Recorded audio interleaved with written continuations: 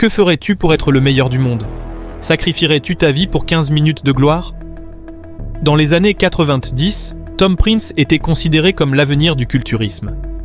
Son physique était si dense, si imposant, que les experts le voyaient comme le prochain Mister Olympia. Il pesait 130 kg de muscles purs, une génétique d'acier et la faim d'un prédateur. Mais alors qu'il souriait sur scène et soulevait des trophées, son corps mourait déjà de l'intérieur. Voici l'histoire interdite d'un titan qui a payé le prix le plus élevé pour toucher le ciel. Une histoire que l'industrie du culturisme préfère garder sous silence. Es-tu prêt à découvrir la vérité la plus sombre du fer? Tom Prince est né le 26 octobre 1969 dans une famille ouvrière des États-Unis. Dès l'âge de 16 ans, quelque chose en lui était différent. Il n'avait pas seulement une génétique supérieure, il avait une obsession maladive pour la perfection physique. Tandis que les autres adolescents allaient faire la fête, Tom vivait à la salle de sport. Il s'entraînait jusqu'à ce que ses mains saignent. Il dormait 4 heures, car le reste du temps était consacré à manger, s'entraîner et étudier l'anatomie. Ses parents pensaient que c'était une phase, mais Tom avait trouvé sa religion. À 20 ans, il pesait déjà 110 kg avec moins de 8% de masse grasse. Les vétérans de la salle le regardaient avec un mélange de respect et de peur. Il y avait quelque chose de troublant dans sa dévotion. Se souviendra des années plus tard son premier entraîneur. « Et toi, qu'aurais-tu fait? T'aurais-tu arrêté avant qu'il ne soit trop tard ?»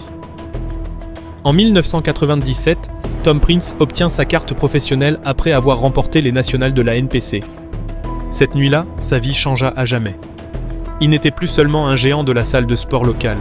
Il était désormais un gladiateur parmi les monstres. Son physique était unique. Alors que d'autres culturistes cherchèrent du volume, Tom avait de la densité. Chaque fibre musculaire semblait sculptée dans le granit. Son dos était si large qu'il pouvait cacher 2 personnes derrière lui. Ses bras mesuraient 55 cm de circonférence, du muscle pur, pas une goutte de graisse. Les juges étaient hypnotisés. La presse spécialisée commença à parler de lui comme de la prochaine évolution du culturisme.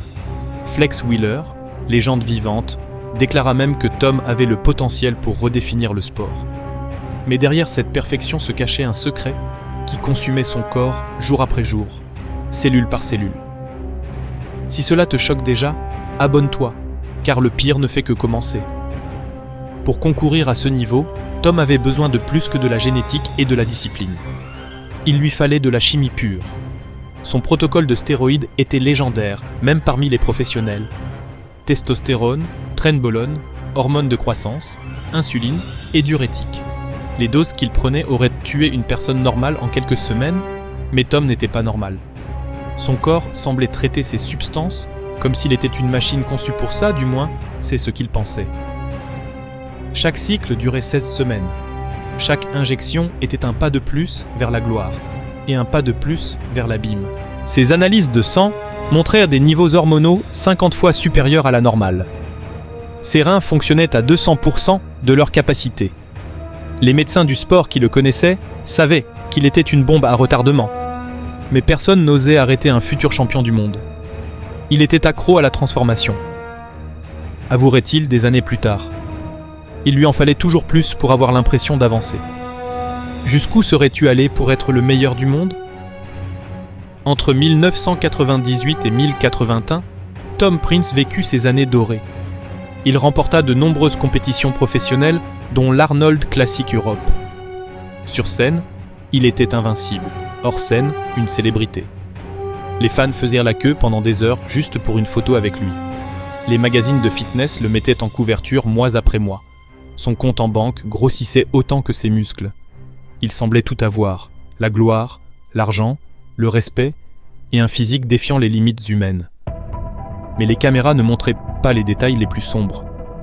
Les maux de tête qui le réveillaient à 3 heures du matin, le sang dans ses urines après des entraînements intenses, les vertiges qui le faisaient chanceler entre 2 pauses, les sautes d'humeur si extrêmes qu'elles éloignaient famille et amis.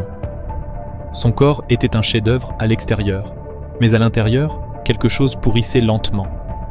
Je vivais dans un mensonge parfait, avouerait-il plus tard. Il était l'homme le plus fort du monde, et en même temps le plus fragile.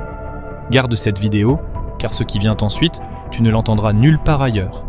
Année 2002. Tom avait 33 ans, et se préparait pour ce qui allait être le show le plus important de sa carrière. Les pronostics le plaçaient favori pour gagner le Mister Olympia. Tout semblait parfaitement aligné. Mais durant une séance d'entraînement de routine, quelque chose changea. Une douleur aiguë traversa son bas du dos comme un couteau chauffé à blanc. Ses jambes faiblirent, sa vision se brouilla. Le géant invincible s'effondra à la salle comme un immeuble démoli. Les premières analyses révélèrent la vérité la plus brutale. Insuffisance rénale sévère. Ses reins, après des années à filtrer des substances extrêmes, avaient lâché. Ils ne fonctionnèrent plus qu'à 15% de leur capacité normale. Sans traitement immédiat, il mourrait en quelques semaines. Le médecin fut direct. Votre corps est détruit de l'intérieur. Vos reins sont littéralement en train de se désintégrer. Vous avez besoin d'une hémodialyse à vie. En une seule phrase, la carrière de Tom Prince était terminée pour toujours. Et toi, qu'aurais-tu ressenti à ce moment-là ? Dis-le dans les commentaires. L'hémodialyse devint la nouvelle routine de Tom. 3 fois par semaine, pendant 4 heures, son sang était filtré artificiellement par une machine. Le processus était exténuant, douloureux et humiliant pour quelqu'un qui incarnait la force physique. Chaque séance lui volait de l'énergie, du muscle et de la dignité. Son poids passa de 130 à 95 kg en moins de 6 mois. Les muscles qu'il avait mis des décennies à construire se volatilisèrent comme de la fumée. Sa peau devint grisâtre. Ses yeux perdirent cet éclat de prédateur qui le caractérisait. Les effets secondaires étaient brutaux. Nausées constantes, crampes musculaires, fatigue extrême, dépression sévère. Il y avait des jours où il ne pouvait même pas se lever du lit. L'homme qui soulevait 300 kilos en squat avait désormais besoin d'aide pour aller aux toilettes. « Je suis devenu l'ombre de ce que j'étais », écrirait-il dans son journal intime. Chaque jour qui passait, il mourait un peu plus. Les fans qui l'avaient idolâtré commencèrent à l'oublier. Dans le monde du culturisme, si tu ne concours pas, tu n'existes pas. Si cela te remue intérieurement, abonne-toi, car l'histoire devient encore plus déchirante. La seule chance de Tom était une greffe de rein, mais obtenir un organe compatible pouvait prendre des années qu'il n'avait pas. Son nom fut ajouté à une liste nationale d'attente, mais il y avait des centaines de personnes avant lui. Pendant ce temps, Tom vécut dans un purgatoire médical. Il dépendait entièrement des machines pour rester en vie. Sa vie sociale disparut. Ses relations se dégradèrent. La dépression le consumait autant que la maladie physique. Il y avait des jours où il ne pouvait même pas se lever du lit. L'homme qui soulevait 300 kilos en squat avait désormais besoin d'aide pour aller aux toilettes. Je n'étais plus Tom Prince, le culturiste, avouerait-il des années plus tard. J'étais juste un numéro sur une liste d'attente. Un malade de plus. Mais en 2004, après 2 années d'attente, l'appel qui allait changer son destin arriva. Ils avaient trouvé un rein compatible. L'opération fut programmée pour la semaine suivante. Tom ressentit de l'espoir pour la première fois depuis des années. Il pensait pouvoir retourner s'entraîner, peut-être même concourir à un niveau amateur. Mais la réalité allait être bien plus cruelle que prévu. La greffe dura 8 heures. Techniquement, elle fut un succès. Le nouveau rein se mit à fonctionner immédiatement, mais pour Tom, cette opération marqua le début d'un nouveau cauchemar médical. Les médicaments immunosuppresseurs qu'il devait prendre à vie pour éviter le rejet de l'organe avaient des effets dévastateurs. Son système immunitaire fut pratiquement anéanti. La moindre infection devenait une menace mortelle. Un simple rhume pouvait le conduire à l'hôpital pendant des semaines. De plus, ces médicaments interagissaient de manière imprévisible avec les résidus de stéroïdes encore présents dans son système. Son foie, déjà abîmé par des années d'abus chimiques, commença à montrer des signes de détérioration accélérée. Tom tenta de retourner à la salle, mais son corps ne répondait plus. Les entraînements qui autrefois étaient routiniers le laissaient désormais épuisé pendant des jours. Sa force avait diminué de 70%. Sa masse musculaire continuait de disparaître, peu importe ce qu'il faisait. La greffe m'a sauvé la vie, mais elle m'a enlevé l'âme. Écrirait-il sur ses réseaux sociaux des années plus tard. Si tu pensais que le pire était passé, tu te trompes. Ce qui vient va changer ta perspective à jamais. Pendant que Tom luttait contre sa nouvelle réalité, le monde du culturisme continuait sans lui. De nouveaux athlètes prenèrent sa place. Les magazines qui autrefois l'idolâtraient publiaient désormais des articles sur les prochaines stars. Son nom disparaissait peu à peu des conversations. Le plus douloureux pour Tom n'était pas sa condition physique, c'était le silence absolu de l'industrie qu'il avait nourrie pendant des années. Aucune fédération ne prit ses responsabilités.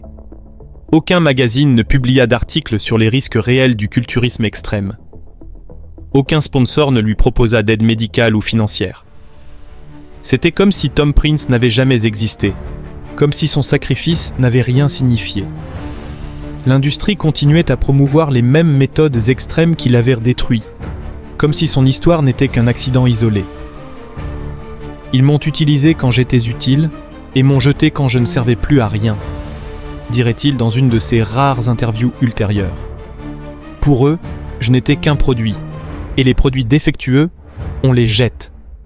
Cette trahison institutionnelle fut peut-être encore plus dévastatrice que la maladie elle-même. Que penses-tu d'une industrie qui abandonne ses propres héros ? Donne ton avis en commentaire. Les années suivantes furent un combat quotidien contre la décadence physique et mentale. Tom tenta de rester pertinent en proposant des conseils en ligne et en participant à des podcasts spécialisés. Mais son audience était minime comparée à son âge d'or.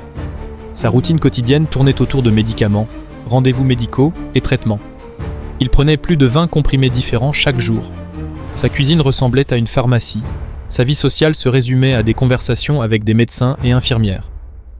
Les bons jours étaient ceux où il pouvait marcher sans douleur pendant plus d'1 heure. Les mauvais jours étaient ceux où les infections le forçaient à rester au lit, relié à des antibiotiques intraveineux. Économiquement, la situation était également désespérée. Les frais médicaux avaient englouti toutes ses économies. L'homme qui avait autrefois gagné des centaines de milliers de dollars dépendait maintenant d'assurance santé et de l'aide de quelques amis fidèles. Chaque jour était une décision consciente de continuer à me battre, écrirait-il sur son blog personnel. Il y avait des jours où cette décision était très difficile à prendre. Garde cette vidéo et partage-la, car des histoires comme celle-ci méritent d'être racontées. Durant ces dernières années, Tom tenta de transformer sa tragédie en mission éducative. Il commença à parler ouvertement des risques du culturisme extrême sur les réseaux sociaux. Ses publications les plus honnêtes sur la réalité du sport recevaient des milliers de réactions. Mais même ses efforts étaient limités par sa détérioration physique. Les complications médicales se multipliaient. Infections récurrentes, problèmes hépatiques, détérioration cardiovasculaire. Son corps perdait une guerre sur plusieurs fronts. En 2020, durant la pandémie, sa condition s'aggrava considérablement. Son système immunitaire affaibli faisait de lui une victime potentielle de n'importe quel virus. Il vécut complètement isolé pendant des mois, avec pour seule connexion au monde extérieur les contacts virtuels. Ses dernières publications sur les réseaux sociaux montraient un homme en paix avec son destin, mais aussi avec une urgence désespérée d'avertir les nouvelles générations. Si mon histoire peut sauver ne serait-ce qu'une vie, alors tout cela en aura valu la peine, écrivit-il dans son dernier long post sur Instagram. Tu penses que son message est arrivé à temps ? La réponse va te surprendre. Le 6 janvier 2022, Tom Prince fut hospitalisé en urgence. Son corps avait atteint sa limite absolue. Les reins greffés commencèrent à faillir à nouveau. Son foie se déséquilibra. Son cœur, affaibli par des décennies de stress chimique, battait de manière irrégulière. Les médecins furent clairs avec sa famille. Il n'y avait plus d'option médicale. Les années de lutte étaient terminées. Tom avait 52 ans, mais son corps avait vieilli comme s'il en avait 80. Durant ses derniers jours conscients, Tom exprima un mélange de regret et d'acceptation. Il savait qu'il avait payé le prix maximum pour avoir poursuivi un rêve, qui au final s'était révélé être une illusion.